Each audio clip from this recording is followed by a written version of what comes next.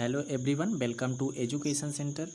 अब से आज की क्लास से हम लोग स्टार्ट कर रहे हैं। ठीक है, आपका पैरेलल में थ्योरी का पोर्शन पूरा चल रहा है।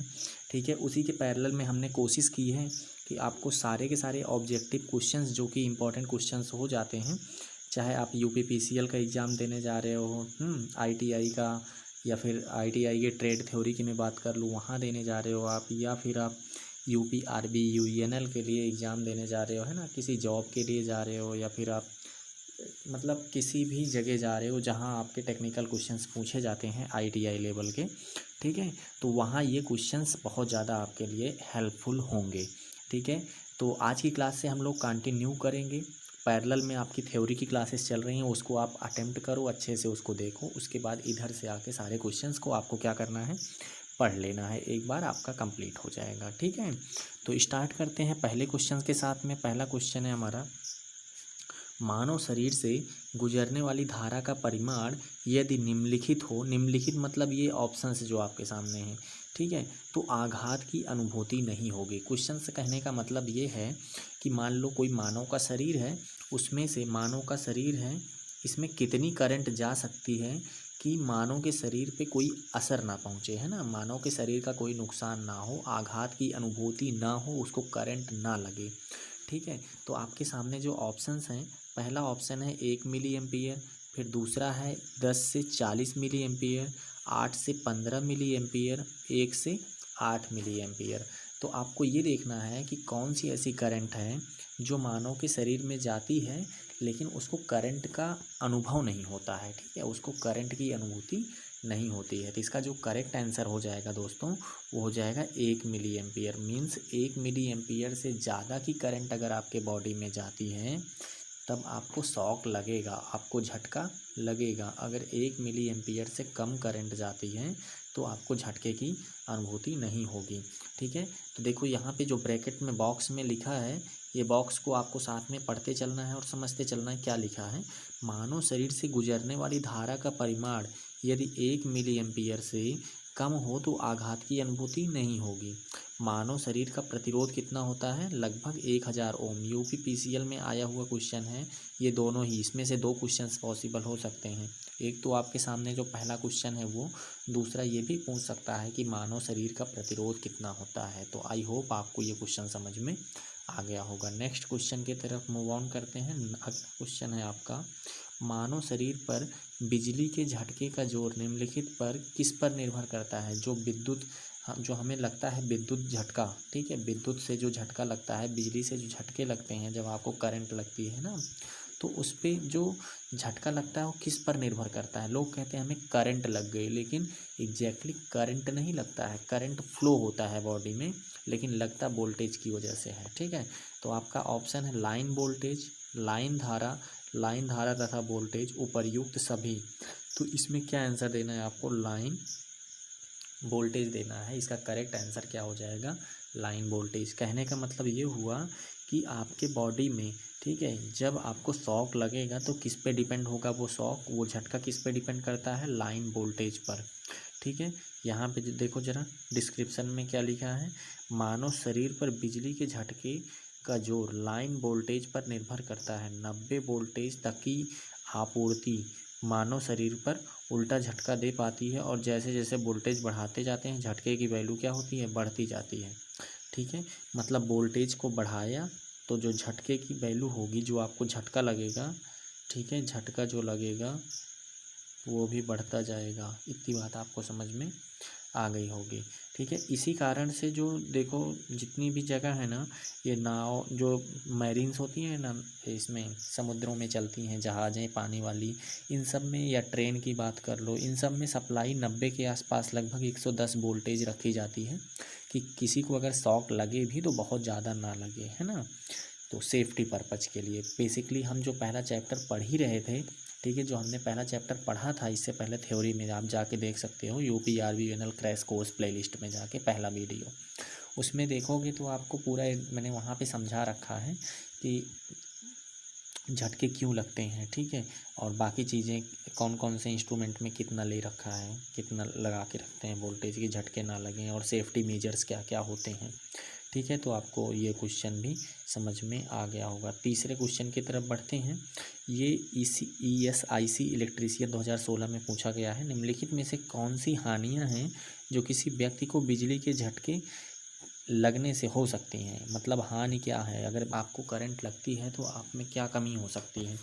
ऑप्शन है किसी अंग विशेष पर छाले पड़ जाना या मांस का जल जाना, ठीक है, हृदय गति की रुकना या मृत्यु हो जाना, श्वास में रुकावट व मूर्छा, या उपर्युक्त सभी। तो आपने देखा होगा ये सारी की सारी पॉसिबिलिटीज़ हो सकती हैं, ठीक है। सांस भी रुक सकती है करंट लगने से, मूर्छित भी हो सकता है आदमी, उसका धड़कन जो है वो भी रुक जाती है, आदमी की मृत्यु भी हो जाती है, शरीर पे जहाँ लगता है वहाँ बड़े बड़े छाले पड़ जाते हैं और मांस जल जाती है। ये चीज़ें आपने देखी भी होगी, है ना। तो आपको क्या ध्यान में रखना है, ये सारी चीज़ें ही होती हैं, उपर्युक्त सभी इसका आंसर हो जाता है, ठीक है। नेक्स्ट क्वेश्चन है आपका क्वेश्चन नंबर 4। इसको देखते हैं, इसमें क्या है। Which one of the following can be use to extinguish an electric fire. Means electric fire के मामले में निम्नलिखित का प्रयोग देखना है आपको, ठीक है, कौन सा कथन सत्य है। ठीक, तो इस ठीक है, तो इसमें क्या होता है दोस्तों, यहाँ पे एक ऑप्शन शायद कट गया है, तो इसमें ये ध्यान रखना है कि इसमें क्या लिखा गया है कि इलेक्ट्रिक फायर के मामले में किसका प्रयोग किया जाता है। तो इलेक्ट्रिक फायर मतलब आग को बुझाने के लिए क्या क्या चीज़ें हो सकती हैं।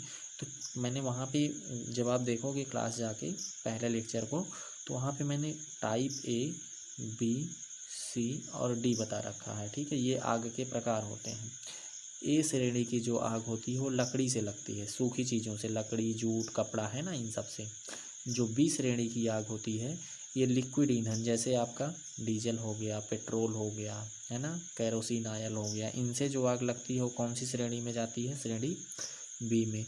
श्रेणी सी में कौन सी आग जाती है, तो श्रेणी सी में जैसे LPG हो गया, सिलेंडर, है ना, CNG हो गया, अगर इन सब से आग लगती है तो श्रेणी सी में जाती है। श्रेणी डी में जाती है क्या, विद्युत से लगी हुई आग। तो यहाँ पे क्या क्वेश्चन था कि विद्युत से लगी आग को बुझाने के लिए क्या यूज करते हैं, ठीक है, क्या प्रयोग किया जाता है। तो विद्युत से आग जब बुझाना होता है तो क्या किया जाता है, CCl4 किया जाता है, ठीक है, CCl4 कार्बन टेट्रा क्लोराइड का उपयोग किया जाता है, ठीक है। या फिर ठीक है, या फिर आप कार्बन डाइऑक्साइड का भी उपयोग कर सकते हो, ठीक है, अकॉर्डिंग टू नीड। तो आपको ये चीज़ ध्यान में रखनी है। नेक्स्ट क्वेश्चन की तरफ बढ़ते हैं। अगला क्वेश्चन हमारा क्वेश्चन नंबर 5। विद्युत उपकरण में स्पार्किंग का कारण हो सकता है, ठीक है। जो विद्युत उपकरण होता है उसमें स्पार्क किसकी वजह से होती है। तो इसमें आपका ऑप्शन है ढीला कनेक्शन, ठीक है, दोषपूर्ण उपकरण, faulty applications, appliances, short circuit, या फिर ओपन सर्किट। तो इसका जो करेक्ट आंसर होगा, आपने देखा होगा जहाँ तार ढीला बांधा होता है वहाँ पे स्पार्क होता है। तो ये UPPCL TGT2 26/6/2016 का क्वेश्चन पूछा गया है, ठीक है। तो ऐसे क्वेश्चंस इंपॉर्टेंट होते हैं, इसीलिए मैं आपको ये सीरीज़ चला रहा हूँ कि आपको जो थ्योरी में पढ़ा रहा हूँ वो वहाँ पे पढ़ते चलो, और PDF के थ्रू मैं सारे क्वेश्चंस को कराते चल रहा हूँ। तो ये क्वेश्चंस आपको लगातार देखते चलना है, ठीक है। उधर एक टॉपिक पढ़ो, इधर से आके ये सारी क्वेश्चंस करना है आपको, ठीक है। तो नेक्स्ट क्वेश्चन देखते हैं। यहाँ पे जो देखो बॉक्स में क्या समझाया गया है, बॉक्स में ये समझाया गया है कि जो विद्युत उपकरण में स्पार्किंग का कारण होता है वो क्या होता है, ढीला कनेक्शन, ठीक है, जिससे उपकरण के कांटेक्ट नष्ट हो जाते हैं। मतलब अगर ढीला है तो ऐसे जैसे बांधा है, एक ये है, दूसरा ऐसे आके ये जोड़ रहा है ना, जैसे जोड़ा तो हो सकता है इन दोनों वायर के बीच में स्पेस आ जाए, कुछ ऐसे जुड़ा तो है लेकिन ये इसके बीच में स्पेस आ गया।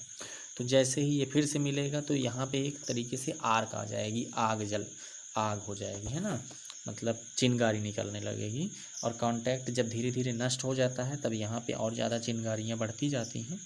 तो इससे क्या होता है, ढीला कनेक्शन आपका करेक्ट आंसर यहाँ पे हो जाता है। नेक्स्ट क्वेश्चन है जो कि UPRVNL TGT2 में पूछा गया है, इंस्ट्रूमेंट डिपार्टमेंट में, ठीक है। क्वेश्चन पढ़ते हैं, देखते हैं क्या है कि the background colour of informative sign is, ठीक है, सूचनात्मक चिन्ह के परिदृश्य का परिदृश्य रंग क्या होता है, बैकग्राउंड रंग क्या होता है। तो जो सूचना वाली चीज़ें होती हैं उसमें जो बैकग्राउंड होता है उसका हरा होता है, मतलब जो भी सूचना देना होगा इसका जो पीछे का बैकग्राउंड होता है वो क्या होता है, ग्रीन होता है। ये ध्यान में आपको रखना है। खतरे वाले में तो आप जानते ही हो लाल होता है ना। तो ऐसे ही आपको ध्यान में रखना है कि सूचना के लिए हरा कलर, बस इतना ध्यान में रखोगे आप तो आपका आंसर आ जाएगा। ठीक है। नेक्स्ट क्वेश्चन भी आपका पूछा गया है UPRBNL TG22 में ही 2015 के क्वेश्चन पेपर में। which of the following fire extinguishers must not be used for fire generated due to electricity। तो अभी मैंने बताया आपको 4 टाइप की इलेक्ट्रिसिटी, 4 टाइप से आग लग सकती है। तो जो 4 टाइप से आग लग सकती है उसमें हमने बताया क्या, type A, type B, type C, type D. ठीक है। जो टाइप डी होता है वही होता है क्या, इलेक्ट्रिसिटी से, और जो टाइप डी होता है उसके लिए आपको क्या आंसर देना होगा। उसके लिए मैंने क्या बताया, यहाँ पे लिखा है, ध्यान रखना, विद्युत से उत्पन्न आग के कारण इनमें से किस तरीके से या किस अग्निशामक यंत्र से नहीं बुझाया जा सकता है, ये आंसर देखना। नहीं तो बुझाया जाना वाला होगा तो आप आंसर ए कर दोगे, क्योंकि अभी बताया मैंने CCl4 है ना, कार्बन टेट्रा क्लोराइड से विद्युत की से लगी आग को बुझाया जाता है। लेकिन फोम टाइप मतलब झाग वाले तरीके से नहीं बुझाया जाता है। रेत से भी हम बुझा सकते हैं ना, और कार्बन डाइऑक्साइड से भी मैंने बताया कि CO2 से भी उससे भी बुझाई जाती है विद्युत से लगी आग। तो सैंड वाले देखा होगा आपने स्टेशन वगैरह पे ज़्यादातर चीज़ों जहाँ पर बहुत सारा रेता बाल्टी में भर के रखा होता है, तो वो सेफ्टी पर्पज़ के लिए होता है। कभी आग लगे तो रेता फेंकेंगे, इससे क्या होगा, विद्युत से लगी आग बुझ जाएगी। ठीक है। तो इसका आंसर क्या हो जाएगा, फोम टाइप झाग से विद्युत से लगी आग को नहीं बुझाया जा सकता है। तो झाग से किसे बुझाया जा सकता है, तो आपको ध्यान में रखना है कि जो झाग होती है उससे क्या होता है, जो गैस LPG वगैरह से लगी होती है आग उसको बुझाया जाता है। ठीक है। इतनी बात आपको ध्यान में रखनी है। ठीक है।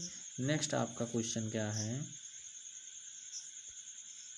नेक्स्ट आपका 8th नंबर क्वेश्चन कहता है ISO फॉर स्टैंडर्ड फॉर। ठीक है। ISO का मतलब क्या होता है, तो ISO का मतलब होता है Indian standard organisation, option 2 number 2, international organisation for standardisation, international science organisation. तो आपको ध्यान में रखना है, इसका आंसर क्या हो जाएगा, पहला ऑप्शन इंडियन स्टैंडर्ड ऑर्गेनाइजेशन। ठीक है। तो ISO किसके लिए है, Indian standard organisation. Question number 9 की तरफ बढ़ते हैं। ठीक है। और पढ़ते हैं, in order to extinguish electrical fire which kind of fire extinguisher should be used. ठीक है। बिजली की आग को बुझाने के लिए निम्नलिखित किस्म के अग्निशामक यंत्र का प्रयोग करना चाहिए। ठीक है। अभी हमने बताया क्या कि श्रेणी डी वही होती है ना बिजली वाली, तो बी किस्म बिल्कुल नहीं है। मैंने क्या बताया था, बी किस्म कैरोसिन, पेट्रोलियम वगैरह है ना। टाइप ए मीन्स किस्म ए, इसमें तो लकड़ी या फिर जूट के बारे में बात की गई थी। टाइप ए और टाइप बी बिल्कुल नहीं। टाइप सी हमने बताया था LPG सिलेंडर वगैरह, तो इसमें से कोई भी ऑप्शन नहीं करेक्ट है। तो इसीलिए यहाँ पे स्टार दिया गया है। इसमें अगर ऐसा क्वेश्चन जब पूछा गया था 2015 में, तो इसमें जो भी बच्चे ने कोई भी ऑप्शन किया था या तो उसको सही माना गया होगा, सारे ऑप्शन इसके सही होंगे, या फिर क्वेश्चन को इग्नोर कर दिया गया होगा। ठीक है। तो ज़्यादा पॉसिबिलिटीज़ बनती हैं कि क्वेश्चन को कम कर दिया जाए, इग्नोर करके इसको कंसीडर ही नहीं किया गया होगा, क्योंकि यहाँ पे ऑप्शन ही नहीं है उसका करेक्ट। तो इसका करेक्ट आंसर क्या हो जाएगा दोस्तों, डी। ठीक है। तो यहाँ पे ध्यान से समझ कि डी वर्ग आग्नि, डी क्लास फायर, जिसके अंतर्गत मोटर, जनरेटर, ट्रांसफार्मर आदि मशीनों की winding, domestic and power wiring, cables, wire insulation, control panel आदि में लगी हुई आग आती है ना। मतलब जितनी भी इलेक्ट्रिक चीज़ें हैं, इलेक्ट्रिक से विद्युत से चलने वाली चीज़ें हैं, अगर उन सब में आग लगती है तभी श्रेणी डी में आएगी वो। जो विद्युत स्फुलन, ठीक है, इलेक्ट्रिक स्पार्किंग, ठीक है, के द्वारा उत्पन्न होती है, जिसे निम्नलिखित युक्तियों द्वारा नियंत्रित भी किया जाता है। तो हमने क्या बताया, 2 तरीके से, एक तो कार्बन टेट्रा क्लोराइड और दूसरा कार्बन डाइऑक्साइड गैस के सिलेंडर से ही बुझाते हैं। नेक्स्ट क्वेश्चन हमारा 10, वर्कशॉप में भारी सामान उठाते समय अधिकतम भार शरीर के किस अंग पर होना चाहिए। UPPCL TG22 इलेक्ट्रीशियन 2015 का क्वेश्चन पेपर में पूछा गया है क्वेश्चन है। ठीक है। जब आप कोई चीज़ उठा रहे हो तो ज़्यादा जो उसका भार होगा वो कहाँ होना चाहिए, पीठ पर, पैरों पर, या फिर कंधे पर, या फिर छाती पर। तो इसका आंसर क्या है, अगर वर्कशॉप में कोई भारी सामान आप उठा रहे हो तो आपका आंसर जो है पैरों पे होगा। ठीक है, मीन्स पैरों पे उसका भार ज़्यादा होना चाहिए। ठीक है, तो क्वेश्चन नंबर 10 आपका कंप्लीट हुआ। क्वेश्चन नंबर 11 की तरफ बढ़ते हैं। विद्युत से उत्पन्न आग बुझाने के लिए निम्न में से कौन सा अग्निशामक यंत्र का उपयोग किया जाता है।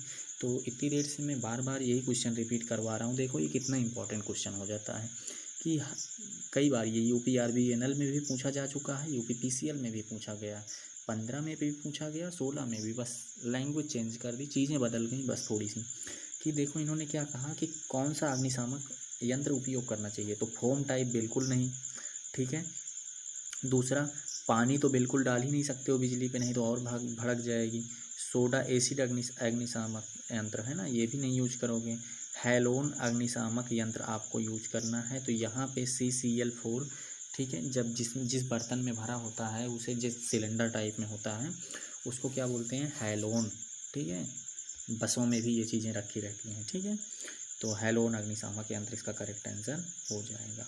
नेक्स्ट आपका है question, electrical fire should be extinguished by the use of. निम्नलिखित के प्रयोग से बिजली के कारण लगी आग को बुझाया जा सकता है। ठीक है, फिर से क्वेश्चन देखो, UPPCL में पूछा गया बिजली से लगी आग को किससे बुझाया जा सकता है, तो वाटर से बिल्कुल नहीं, कार्बन टेट्राक्लोराइड से बिल्कुल हाँ, फोम टाइप से नहीं, एनी ऑफ द 2 and 3 बिल्कुल नहीं।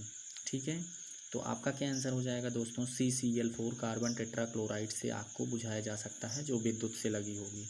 ठीक है, नेक्स्ट क्वेश्चन है हमारा 13 नंबर।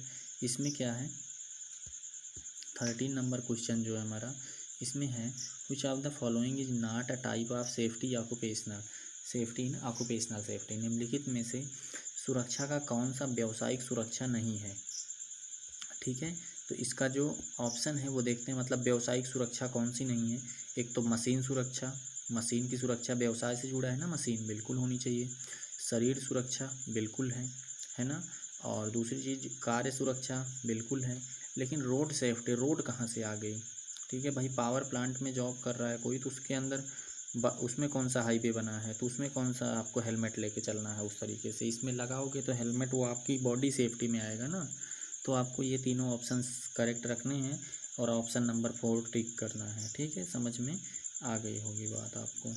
ठीक, नेक्स्ट देखते हैं हम, a tube of dash is kept in first aid box for healing the wounds. ठीक है, घावों को भरने के लिए प्राथमिक उपचार के डिब्बे में डैश की ट्यूब होनी चाहिए। कौन सी वाली ट्यूब होनी चाहिए ये आपको ध्यान में रखना है।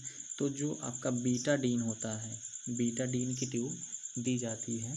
ठीक है, किसके लिए दी जाती है कि कहीं अगर घाव हो जाता है तो प्राथमिक उपचार जो फर्स्ट एड बॉक्स होता है उसमें रखी रहती है बीटाडीन की ट्यूब। ये भी ध्यान में रखना है क्योंकि UPRBNL में ये भी पूछा गया है। इंडियन ऑर्डिनेंस फैक्ट्री में भी ये क्वेश्चन पूछा गया है। तो ये देखो दो जॉब में एक ही क्वेश्चन को रिपीट किया गया है, तो ध्यान में रखना है।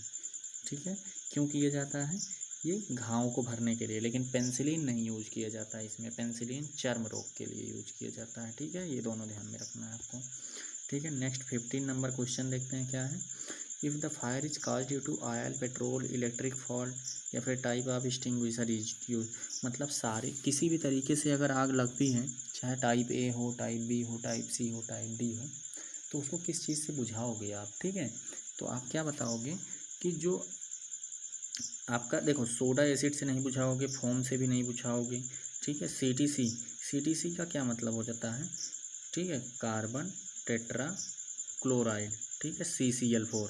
तो कहीं कहीं आपको CCl4 लिखा हुआ दिखाई देगा, कहीं कहीं आपको CTC, कहीं कहीं हिंदी में कार्बन टेट्राक्लोराइड। तो आपको जैसे भी आपको ध्यान में रखना है वो आप रख सकते हो। ठीक है, तो ये भी क्वेश्चन आपको इम्पोर्टेंट समझ में आ गया होगा कि किसी भी तरीके से अगर आग लगती है तो CCl4 कार्बन टेट्राक्लोराइड से बुझाया जा सकता है। तो एक फिगर आपके सामने दिख रहा है। ठीक है, तो इस फिगर में जो चिन्ह लगा है ये किस चीज़ का चिन्ह है, ये आपको आंसर देना है। ठीक है, तो पहली चीज़ तो ये जो फिगर बना हुआ है ऊपर देखो ज़रा ध्यान से, ये फ्यूज का तो ऐसे बनता नहीं है, फॉल्ट का भी फिगर ऐसे नहीं बनता है ना। दूसरा डेंजर ऑफ इलेक्ट्रिक शॉक, तो इसका ये करेक्ट आंसर हो जाएगा क्या, डेंजर ऑफ इलेक्ट्रिक शॉक, विद्युत के झटके लगने का खतरा का सिंबल है ये, ठीक है, विद्युत झटके के खतरे का सिंबल है ये, ठीक है। नेक्स्ट देखते हैं क्या है हमारा, नेक्स्ट है कि निम्नलिखित में से कौन सा फाइल का प्रकार नहीं है, ठीक है, means which of the following is not a type of file, ठीक है। ये भी क्वेश्चन आपका इंपॉर्टेंट है, पूछा गया है। Square file, rectangular file, triangular file, flat file, ठीक है। तो ध्यान से समझना, ट्रायंगुलर फाइल होती है, फ्लैट फाइल भी होती है, स्क्वायर फाइल भी होती है, लेकिन रेक्टेंगुलर फाइल नहीं होती है। तो ये प्रकार नहीं है, ये आपको ध्यान में रखना है, ठीक है। नेक्स्ट क्वेश्चन क्या आ जाता है कि for which of the following classes of fire CO2 extinguishers are used, ठीक है। CO2 जो कार्बन डाइऑक्साइड अग्निशामक यंत्र हैं, ये किन प्रकार की अग्नि को बुझाने के काम में आता है। तो अभी अभी हमने क्या बताया था कि जो विद्युत से लगी होगी आग उसको भी बुझा सकता है, दूसरा जो ऑयल पेट्रोलियम वगैरह से लगी होगी आग उसको भी बुझा सकता है। तो इसका आंसर क्या हो जाएगा, डी हो जाएगा। ये चीज़ें मैंने पढ़ा रखी हैं क्रैश कोर्स में, जाके वहाँ पे अच्छे से पढ़ लेना, ठीक है, तब यहाँ पे आके क्वेश्चंस कर सकते हो। अगर आपको थोड़ा बहुत आता है, आपको थोड़ी सी नॉलेज है पहले से, तो आप सीधा क्वेश्चंस पे स्विच कर सकते हो, कोई दिक्कत नहीं होगी, ठीक है। अच्छा, नेक्स्ट क्वेश्चन देखते हैं क्या है, which type of fire extinguishers is suited for extinguishers electric fire, किस तरह की अग्निशामक इलेक्ट्रिकल अग्निशामक यंत्र अग्नि को समन करने योग्य है, मतलब इलेक्ट्रिक से लगी आग को बुझाने के लिए कैसा चीज़ यूज किया जाता है, ठीक है। तो यहाँ पे आपका दो ऑप्शन है, एक तो सोडा एसिड, तो बिल्कुल गलत है, कार्बन डाइऑक्साइड यूज किया जाता है, ये बात आपको ध्यान में रखनी है। अगर कार्बन डाइऑक्साइड के अलावा आपका CCl4 भी होता तो वो ही करेक्ट आंसर हो जाता, अगर दोनों होते तो फिर दोनों ही होते, ठीक है। तो 20 नंबर क्वेश्चन की तरफ हम बढ़ते हैं। क्वेश्चन नंबर 20 क्या है आपका कि वाटर ब्रेक परीक्षण को डैश में प्रयोग किया जाता है, means water break test is used for, ठीक है। इसरो का क्वेश्चन है, इंपॉर्टेंट क्वेश्चन है, बढ़िया क्वेश्चन है, अच्छे लेवल का, ठीक है। तो ध्यान से समझना, ठीक है। इसका जो करेक्ट आंसर हो जाएगा वो क्या हो जाएगा, सतह की सफाई की जांच के लिए, ठीक है। तो क्या है, वाटर ब्रेक परीक्षण लेपित मोटाई को नहीं नापता है, कोटिंग की जांच भी नहीं करता, इलेक्ट्रोलाइट की सांद्रता को भी नहीं नापता, लेकिन सतह की सफाई की जांच करता है, ठीक है। मतलब इसको फेंकते हैं जब सतह के ऊपर तो ये बता देता है कि साफ़ है या नहीं साफ़ है, ठीक है। नेक्स्ट क्वेश्चन है आपका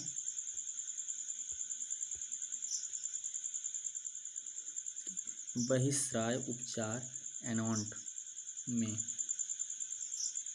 ठीक है, अपशिष्ट को डैश में मिलाने पर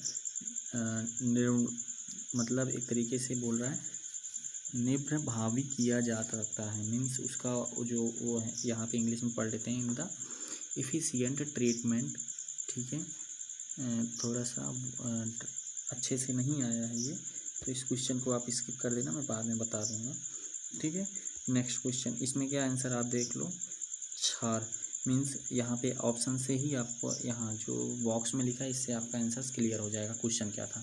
तो बहिस्राय उपचार प्लांट में अम्ल अपशिष्ट की क्षार से मिलाने पर, मतलब क्वेश्चन ये है कि अम्ल को क्षार से मिलाने पर क्या हो जाता है, उन ना तो अम्ल ही रह जाता है और ना ही क्षार रह जाता है, वो क्या हो जाता है, उसका इफेक्ट हो जाता है, वो निष्क्रिय हो जाता है।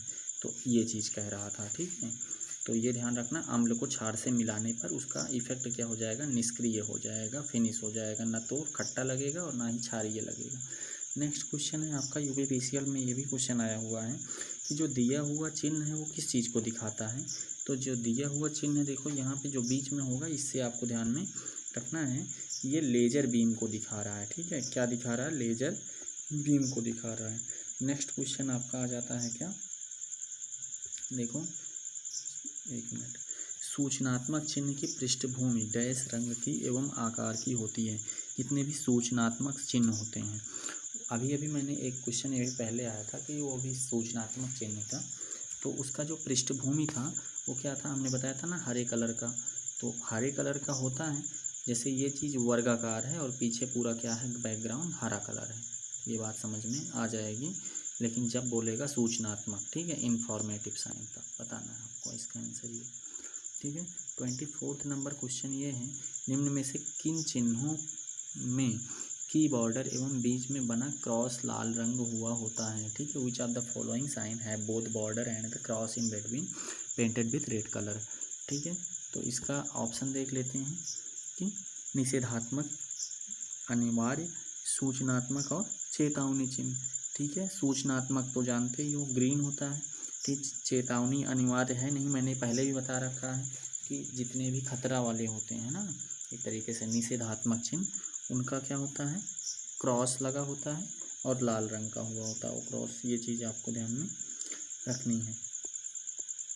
नेक्स्ट 25 नंबर क्वेश्चन देखते हैं क्या है कि विद्युत झटके के पश्चात कृत्रिम श्वास क्रिया की निम्न से किस विधि से रोगी की छाती के बल जमीन पर लिटाया जाता है, ठीक है। बेसिकली ऑक्सीजन को अच्छे से प्रमोट करने के लिए उसको छाती के बल लटा दिया जाता है। जब विद्युत का झटका लगता है ना शरीर में, तब उसको उल्टा लिटाया जाता है, मतलब विद्युत झटके के पश्चात कृत्रिम श्वास क्रिया से, मतलब मुंह से फूंक सकते हो आप, ठीक है। उसको जब, या फिर ऑक्सीजन सिलेंडर अगर तुरंत नहीं है तो मुंह से फूंक के और उल्टा लिटा दो, ठीक है, पीठ को दबा दो, तो इससे सैंफर विधि से रोगी की छाती के बल जमीन पर लिटाया जाता है, ठीक है, सैंफर विधि से। तो दोस्तों आज की क्लास में हम केवल और केवल 25 क्वेश्चंस करते हैं, ठीक है। नेक्स्ट क्लास में मिलते हैं कुछ और क्वेश्चंस के साथ में, इसी को कंटिन्यू करेंगे, ठीक है। तो तब तक के लिए थैंक यू सो मच। अच्छी लगी हो वीडियो तो चैनल को लाइक शेयर एंड सब्सक्राइब ज़रूर कर दीजिएगा, ठीक है। Thank you so much.